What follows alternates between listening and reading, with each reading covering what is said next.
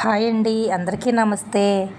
ఈరోజు మన వీడియో ఏమిటంటే అప్పం అన్నమాట.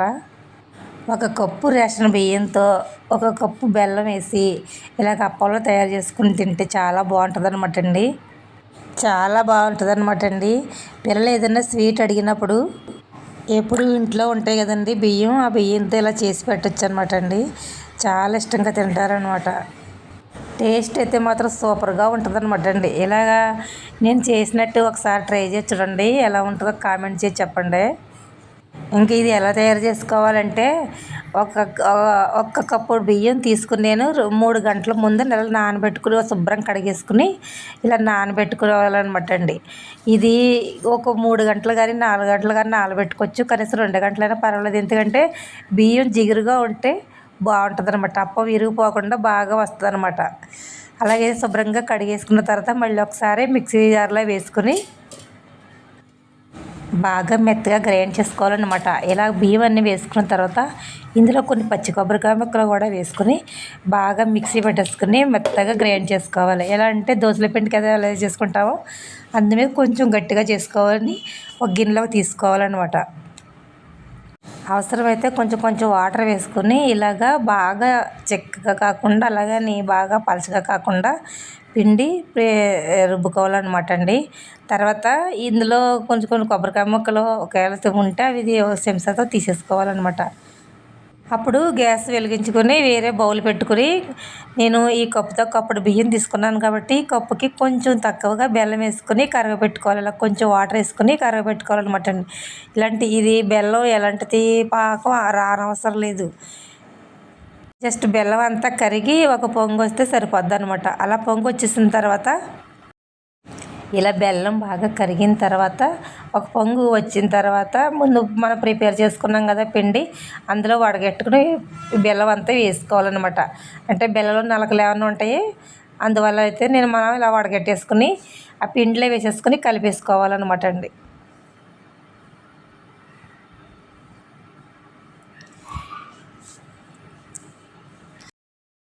బెల్లంలో ఎక్కువ నీళ్ళు వేసుకోకుండా కొంచెం బెల్లం కరిగిందా లేదా అన్నట్టుగా కొంచెం వాటర్ పోసుకుంటే సరిపోద్ది అనమాట.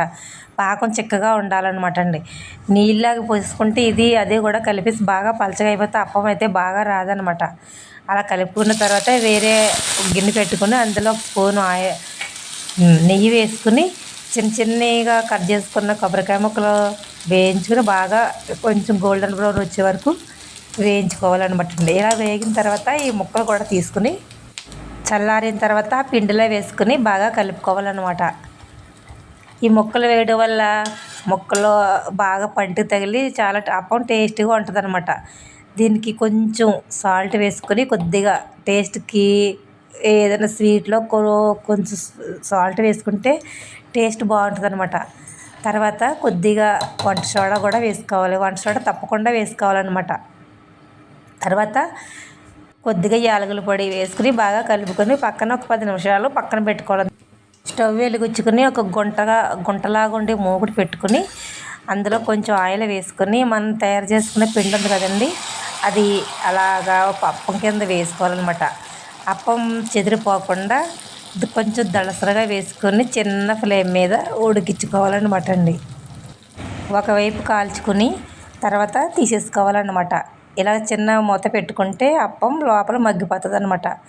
అలా తర్వాత ఒకవైపే కాల్చుకొని తీసేసుకోవాలన్నమాట అండి. అలాగా ఒకదాని తర్వాత ఒకటి అలా అప్పం వేసుకుంటాం అనమాట. ఈ పొంగడాల్లో కూడా ఉంటాయి అనమాట అండి. మనం బెల్లం పొంగడాలు వేసుకుంటాం కదా, అలాగైతే బాగుంటాయి అనమాట. చాలా గుల్లగా ఉంటాయి అనమాట. ఎందుకంటే వంట సోడా మీద వేసాం కదండి, మెత్తగా నోట్లో వేసుకుంటే కరిగిపోయేలాగా ఉంటే చాలా బాగుంటాయి అనమాట. ఎక్కువ కాకుండా ఇలా ఏదైనా సరే తక్కువ ట్రై చేసామనుకోండి, అది సింపుల్గా మనకు అవుతుంది అనమాట. ఎక్కువ ఒకసారి చేస్తే అది పోయిందంటే మనం బాధపడతాం కదా. ఇలాగా అప్పాలు అయితే ఒకదాని తర్వాత ఒకటి వేసుకుని తిరగేయకూడదు అనమాట అండి. ఇలా చిన్న ప్లేట్ పెట్టామంటే అది మగ్గిపోద్ది అనమాట. ఒకదాని తర్వాత ఒక స్పూన్ ఆయిల్ కానీ నెయ్యి కానీ వేసుకుని ఇలా కాల్చుకుంటే పిల్లలు చాలా ఇష్టంగా తింటారనమాట. సాయంత్రం స్కూల్ నుంచి వచ్చిన తర్వాత ఇలా ఒకసారి చేసి పెట్టారంటే చాలా బాగుంటాయి. పని కూడా చాలా తేలిగ్గా అయిపోతుంది అనమాట. పెద్ద కష్టమే ఉండదు, చాలా సింపుల్గా అయిపోతుంది అనమాట అండి. ఇలాగా ఒకసారి ట్రై చేసి చూడండి, ఎలా వచ్చిందో ఒకసారి కామెంట్ కూడా చేయండి. అప్పం వేసేటప్పుడు ఎప్పుడూ కూడా ఇంక ఇలా మూకుడి అయితే దళసరిగా ఉండాలన్నమాట అండి. తేలిగ్గా ఉన్న మూకుట్లో అయితే అప్పం అంటుకుంటుంది అనమాట. అప్పాలు వేయడానికి స్పెషల్గా మూకుళ్ళు కూడా ఉంటాయి అనమాట. నా దగ్గర లేదు కాబట్టి ఇంట్లో ఉన్న మూకుడుతోనే ఇలాగ వేస్తున్నాను అనమాట. తీపప్పం కాకుండా ఇలాగా దోసల పిండితో ఉల్లిపాయలు పచ్చిమిరకాయలు వేసుకొని ఇలా దళసరిగా అప్పం కూడా వేసుకోవచ్చు అనమాట టిఫిన్లోకి. అదని ఇది స్వీట్ అప్పం అనమాట అండి. చాలా బాగుంటుంది అనమాట. పైన కొబ్బరికాయ ముక్కలు కరకరలాడుతూ అప్పమేమో మెత్తగాను చాలా టేస్ట్గా బాగుంటుంది అనమాట అండి. ఇలా ఒకసారి మీరు కూడా ట్రై చేసి ఎలా ఉందో చెప్పండి. ఈ వీడియో నచ్చితే కనుక లైక్ చేయండి, షేర్ చేయండి, సబ్స్క్రైబ్ చేసుకోండి. మళ్ళీ మరో మంచి వీడియోతో మళ్ళీ కలుసుకుందాం. ఉంటానండి. బాయ్.